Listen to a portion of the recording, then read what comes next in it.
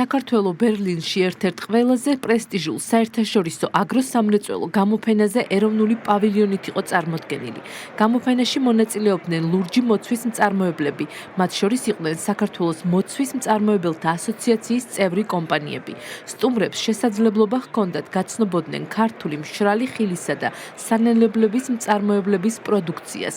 სოფლის განვითარების სააგენტო სოფლის მეურნეობის ღირებულებათა ჯაჭვის ყველა ეტაპისთვის ახორციელებს ფერმერთა მხარდამჭერ პროექტებს და აქტივობებს, მათ შორის საერთაშორისო გამოფენებში მონაწილეობის ხელშეწყობის მიმართულებით, რაც კარგი შესაძლებლობაა ქართული აგროპროდუქციის პოპულარიზაციისა და ახალი ბაზრების ათვისებისთვის.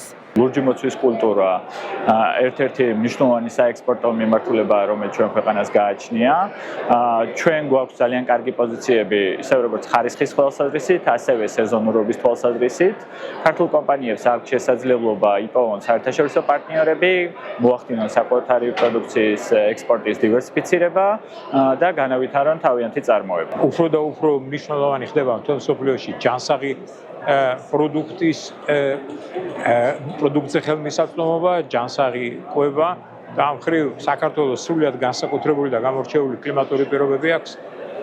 ამ მხრივ მართლაც სრულიად გამორჩეული ქვეყანაა და ძალიან სასიხარულოა ის, რომ ცნობადობა საქართველოსი ამ მხრივაც ევროპაში სულ უფრო და უფრო მაღლდება. ჩვენი მოცვის ასოციაცია უკვე მესამეჯერ არის ამ გამოფენას დააჩაეყარა საფუძველი მოცვის ასოციაციას.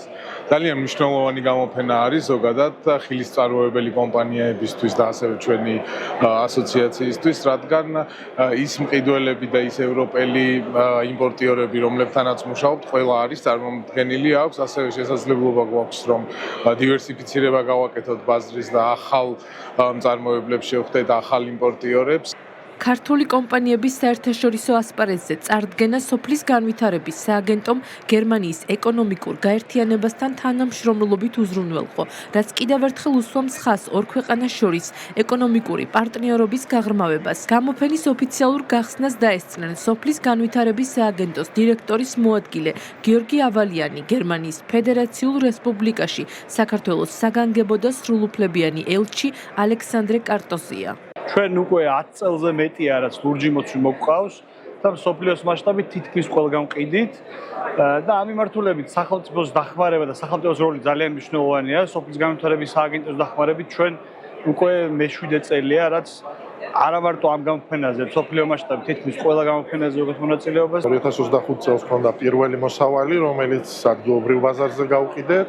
და წელს სოფლის განვითარების სააგენტოს მხარდაჭერით ვიღებთ მონაწილეობას ამ გამოფენაში, რაც ფიქრობ, რომ ძალიან მნიშვნელოვანი არის ახალი პარტნიორული ურთიერთობების, ახალი კავშირების, ახალი პოტენციური კლიენტების მოსაძიებლად.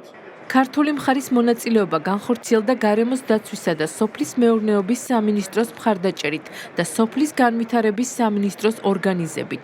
Fruct Logistic ევროპაში ერთ-ერთი ყველაზე მასშტაბური საერთაშორისო გამოფენაა და წარმოადგენს გლობალურ პლატფორმას ხილისა და ბოსტნეულის მწარმოებელთათვის.